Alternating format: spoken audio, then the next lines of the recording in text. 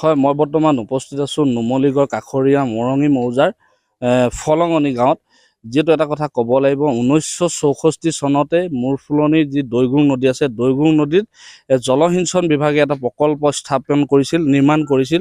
আৰু সেই প্ৰকল্পটোৰ জৰিয়তে মৰঙী মৌজাৰ প্ৰায় 50খনৰ অধিক গাঁৱে সেই খেতিপথাৰলৈ তেওঁলোকে পানী দিয়াৰ এটা ব্যৱস্থা হৈছিল। আৰু সেই 64 চনৰ পৰা 85 চনলৈকে এই কৃষক যি ৰাইজ আছিলে, মৰঙী মৌজাৰ কৃষক ৰাইজ আছিলে, ফলঙনিকে ধৰি কাষৰীয়া যিমানসমূহ গাঁও আছিলে 50খনৰ অধিক গাঁৱে পানী পাই আছিল। কিন্তু 85 চনত যি দৈগুং নদীৰ এক ডাঙৰ বান আহিছিল, আৰু সেই বানে এই যি প্ৰকল্প আছিল 64 চনত স্থাপিত কৰা প্ৰকল্প আছিল জলসিঞ্চন বিভাগৰ, সেই প্ৰকল্প ভাঙি লৈ যোৱা দেখা গৈছিল। আৰু তাৰ পিছতে এই কাষৰীয়া অঞ্চলত যি ৰাইজ আছিলে, কৃষক ৰাইজে এই জলসিঞ্চন বিভাগক বাৰম্বাৰ বহুবাৰ আবেদন কৰিছিল। কিন্তু আজি পৰ্যন্ত এই যি জলসিঞ্চন বিভাগৰ প্ৰকল্প আছিল বনাই দিবলৈ সক্ষম নহ'ল, আৰু ফলত কৃষকসকলে হাহাকাৰময় পৰিৱেশৰ সৃষ্টি হ'ল। আৰু এটা কথা ক'ব লাগিব, যিহেতু উৎকট গৰম ৰাজ্য দহিছে, আৰু যি এই গৰমৰ ফলত বৰষুণৰ অভাৱ, পানীৰ অভাৱৰ ফলত চিয়ালপাত দিয়া দেখা গৈছে। গতিকে ৰাইজৰ এই যি অঞ্চল আছে, এই অঞ্চলৰ ৰাইজৰ এক হাহাকাৰময়, কৃষক ৰাইজৰ হাহাকাৰ পৰিৱেশৰ সৃষ্টি হৈছে। আৰু মই বৰ্তমান ফলঙনিতে উপস্থিত আছোঁ, মোৰ সৈতে কৃষক ৰাইজ আছে, আমি তেখেতৰ পৰা কিছু কথা জানিবলৈ চেষ্টা কৰিম। কওকচোন, যিহেতু প্ৰকল্পটো 64 চনতে স্থাপিত কৰিলে, আৰু তাৰ পৰা 85 চনলৈকে 84 চনলৈকে পানী দিলে, তাৰপিছৰ পৰা ধৰি লওক বন্ধ আছে বা বিকল হৈ গ'ল, কি ক'ব আপুনি? এইটো আচলতে গোলাঘাট জিলা যিটো জলসিঞ্চন বিভাগ আছে, গোলাঘাট জিলা জলসিঞ্চন বিভাগৰ এটা প্ৰকল্পস্থলী, নাম আছিলে ফলঙনি বৌদ্ধ জলসিঞ্চন আঁচনি। 1964 চনতে ইয়াক স্থাপন কৰা হৈছিল। প্ৰায় দৈগুং নদীত প্ৰকল্পস্থলীৰ পৰা পানী সুমুৱাই নিছিল, আৰু প্ৰায় মৰঙী মৌজাৰ 12 কিলোমিটাৰ নলাদিৰ 12 কিলোমিটাৰ নলা দি পানী নি পেলাই প্ৰায় 50খন গাঁৱৰ ৰাইজক উপকৃত কৰিছিল।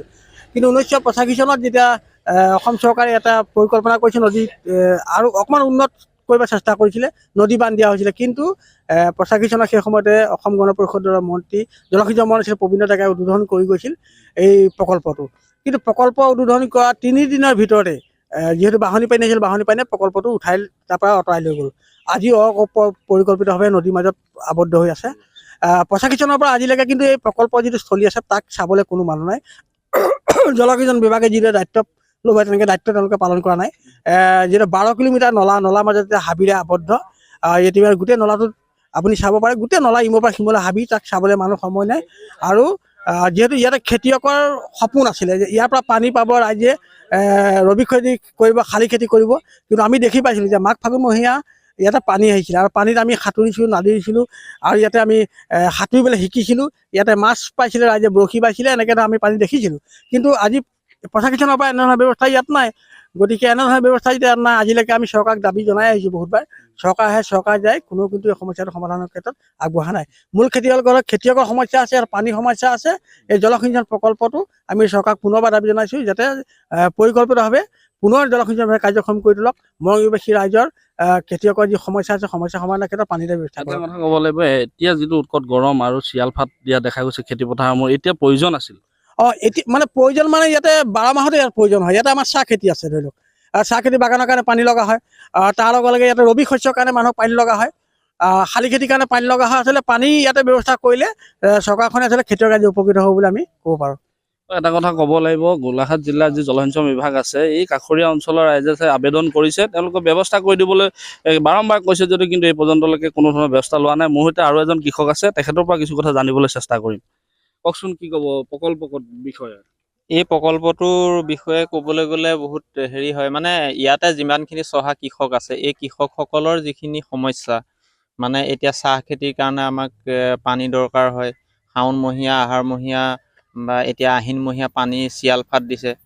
যদি যিকোনো কাৰণত এই প্ৰকল্পটো মানে চৰকাৰে হাতত লোৱাটো আমি বিচাৰোঁ, আৰু চৰকাৰক আমি এটাই আহ্বান জনাইছোঁ, এই প্ৰকল্পটো হোৱাৰ পিছত আমাৰ চহা যিখিনি কৃষক আছে, সেই চহা কৃষকখিনি মানে উপকৃত হ'ব বুলি ভাবোঁ। আৰু আমি আপোনালোকৰ চেনেলৰ যোগেদি এটাই আহ্বান জনাইছোঁ, যাতে এই প্ৰকল্পটো পুনৰ হাতত কাৰ্যকৰী লয়, সেয়ে আমি আহ্বান জনাইছোঁ। মোৰ সহযোগীয়ে দেখুৱাব, আচলতে এই প্ৰকল্পটোৰ পৰা এনেদৰে এই নলা দি পানী আহিছিল, আৰু সেই পানী গৈ মৰঙী মৌজাৰ প্ৰায় 50খনৰো অধিক কৃষকে পানী পাইছিল। পথাৰসমূহত জীপ এটা পাইছিল। গতিকে কিন্তু সেই 85 চনত অহা বানে সেই প্ৰকল্পটো ভাঙি চুৰমাৰ কৰাৰ পিছৰ পৰাই তাৰপিছত বিকল হৈ পৰি থকা দেখা গৈছে আৰু এই কাষৰীয়া অঞ্চলত যিসকল ৰাইজ আছে কাষৰীয়া অঞ্চলৰ ৰাইজে গোলাঘাট জিলাৰ যি জলসিঞ্চন বিভাগ বা জলসিঞ্চন বিভাগক তেওঁলোকে বাৰম্বাৰ আবেদন কৰি আহিছে কিবা ব্যৱস্থা কৰি দিবলৈ তেওঁলোকে বাৰম্বাৰ কৈছে যদিও কিন্তু আজি পৰ্যন্ত সেই প্ৰকল্পটো কোনো ধৰণৰ জলসিঞ্চন বিভাগে পদক্ষেপ লোৱা দেখা নগ'ল বা পুনৰ নিৰ্মাণৰ ক্ষেত্ৰত কোনো ব্যৱস্থা লোৱা দেখা নগ'ল।